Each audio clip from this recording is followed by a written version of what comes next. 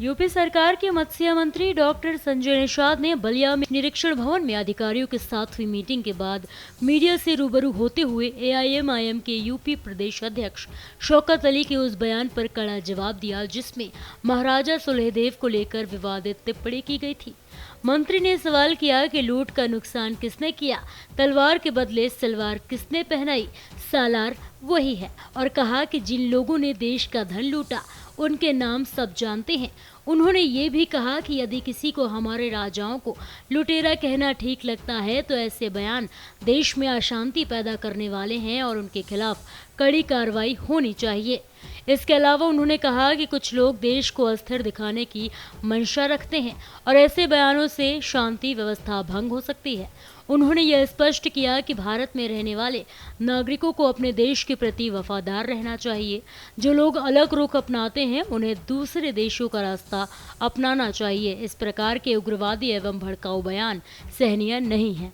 Doctor Sanjay Nishad ने स्थानीय प्रशासन डीएम मंगला प्रसाद सिंह, सीडीओ ओजस्वी राज और एसपी ओमवीर सिंह के साथ हुई मीटिंग में बताया और कहा कि सरकारी योजनाओं और कानून व्यवस्था की समीक्षा के लिए यह बैठक आवश्यक थी। मंत्री ने दोहराया कि इतिहास और रियासतों पर बोले गए बयान सामाजिक सौहार्द को बिगाड़ने वाले हैं और ऐसे मामलों में जांच व आवश्यक कानूनी कदम उठाए जाने चाहिए ताकि शांति और सहयोग की भावना बनी रहे। मंत्री ने अंत में अपील की है कि राजनीतिक विवादों को जोड़ तोड़ कर नहीं बल्कि संवैधानिक तरीके से सुलझाया जाए। ऐसे ही और भी तमाम खबरों को देखने के लिए देखते रहिए भारत एक्सप्रेस यूपी का डिजिटल प्लेटफॉर्म। उन्होंने कहा है कि महाराजा सुहेलदेव लुटेरे थे और उनके जुर्म को रोकने के लिए सालार मसूद आए थे। लूट के कौन लेके गया देश से धन? लूट के तलवार के बदले सलवार किसने पहनाया है? सालार नाम ही है ना, तो सलवार पहनाने वाले का नाम ही सलवार है।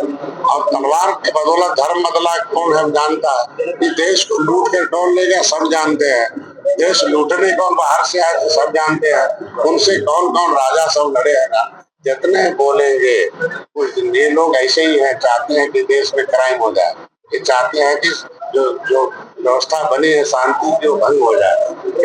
जब ये राजाओं हमारे राजाओं को लुटेरे कहेंगे और लुटेरे इनके रिश्तेदार हो जाएंगे तो लुटेरों के वंशजों ने भाग गए थे यहाँ से, कहना नहीं मैं भारत में नहीं रहूंगा, हम लुटेरे के वंशज हैं। तो कोई चला गया अफगानिस्तान, कोई चला गया पाकिस्तान, को पकड़ा अब कहे ना हम लोग भारतीय हैं, भारत के साथ रहेंगे।